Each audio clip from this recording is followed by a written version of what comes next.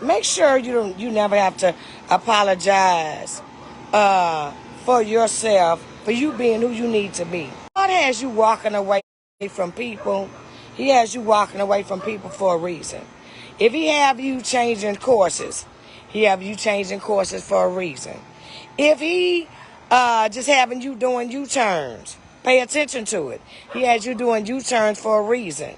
Never apologize because you decided to choose you, to better you. Times, yeah, change can be difficult at times.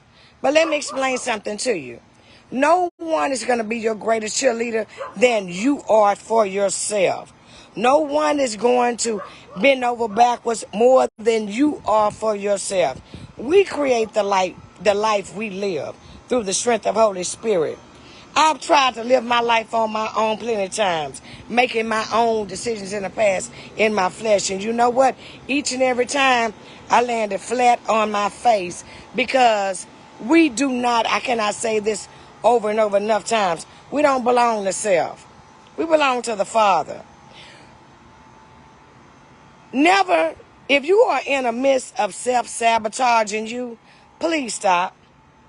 Because you choose to be a God pleaser. It's so many people pleasers around here.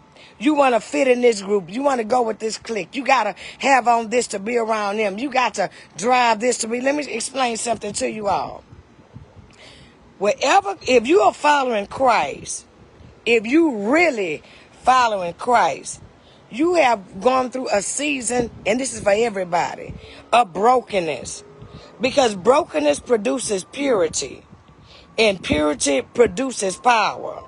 When you step out of yourself and you lay you on the altar, because, hey, we got to know what's right. You know what's right in you. You know what's wrong, what's right in you. You know what's wrong in you. Holy Spirit is the spirit of truth. He comes to convict into conversion. So allow him to convict and convert. Stop apologizing because you're not a yes person to everybody around you no more. God is growing you up from that. Let your yes be yes and your no be no. Stop apologizing for the old you. I had to deal with this for years about how I messed up, who I couldn't be for other people, who I couldn't even be for myself. And the worst thing you can do is self-sabotage you.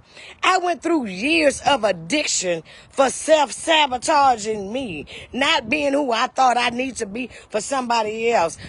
If it wasn't for them, if they just treated me a certain way, I wouldn't be like this. If they just did this for me, I wouldn't do that. No. All of that's a liar. Can't nobody make you do anything, first of all. Can't nobody make you put no alcohol in your mouth. Can't nobody make you go do drugs. Can't nobody make you step into perversion. Can't nobody make you be unfaithful. Can't nobody, none of that. Those are hidden things that's in us. And when Holy Spirit begins to reveal that stuff, guess what? Holy Spirit, the superior spirit of truth, he don't come to lie. He's coming to help you. And so when you said it, that ain't me. Yeah, that's exactly you. Because he's not going to lie. He's not going to lie. It's not. Let me tell you something. He is your best friend. He is your comforter. Look back on everything that he got you out of. All of us have to just look back on your past. If you're alive and well today, you think you did that? No, he did that. The breath in our lungs is from Holy Spirit. It's from the Father. It's from the Lord. Christ died so we can live. So ask yourself, how are you living? How are you loving you? Stop apologizing for loving you, for choosing you. Well, you know what? We know how to put everybody else before us because we want them to like us. We want them to love us. We want them to do this. Why is that so important? And you put everybody before you, but you be on the back burner. And then when people fail you, because people do not complete you. That's where we get broken at. We think people complete us. I've said it over and over again. People do not complete you. Christ completed you when he died and he resurrected. The same resurrection power in our elder brother dwells in us. So what are you resurrecting? What are you resurrecting? I love you. Ask yourself this. I'm real serious. What am I resurrecting? Am I just lying dormant in my life? Am I okay being mediocre? Am I okay not growing? Am I okay blaming everybody else for where I'm not at, what I'm not doing, what I'm not moving into? No. It's time to grow up if that's where you are. God have a hope and a future for you. That's what Jeremiah says. What hope do you have for yourself? What future are you embarking on for yourself? Or are you still stuck in poor pity me? You can't be pitiful and powerful. You got to choose one. You got to choose one. And I pray you choose to be powerful. You know, whoever we couldn't be, whatever, however nastiness and this and that, God give us all the same 24 hours, 7 days a week. What you do with yours is up to you. It's up to you. You can let another month, another day, another week, another year go by, and you still in the same place you was a year ago, 2 years ago. What are we building on? If you building, how you taking care of you? Oh, I gotta lose weight. I gotta lose weight. But every time it's time to go to the gym, you tired. Yeah, every time it's time to go work out, you got all kind of excuses. But you still eat what you want. The doctor done warned you about this and that. You unfaithful to your wife. How many times the lady done gave you, I don't know how many chances. I'm going to get it right. I'm going to get it right. I'm going to stop. And then you soon to forget. But soon as the woman walk out your life, then you falling down, oh God, and you begging for her back. But then you see her later on with somebody else who's doing everything that you couldn't do. Or vice versa. You taking this man for granted. Oh, you don't know good. You ain't no good. This and that. You comparing him to everybody else. We have to, let me tell you something. It's nobody else's job to make you happy. It's nobody else's job to build your life. It's nobody else's job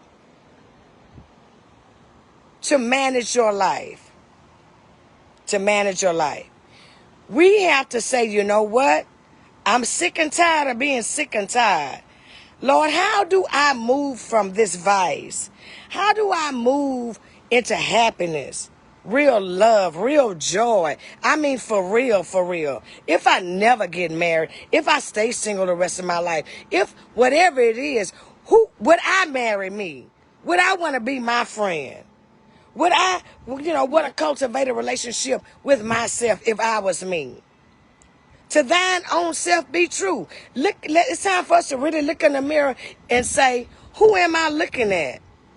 Who am I watching beside my eyes? Lord, show me me. Show me what you created me to be. And then step into that. Rebuke what's not right. Step into what you need. And hey, you know what, God?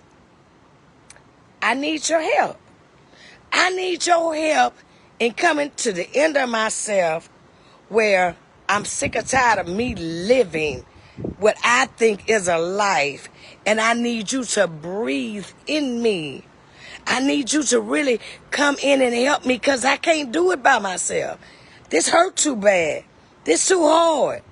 I need you. That's what he hears. He hears the heart. He hears the honesty. And that's when the washing come in and take place.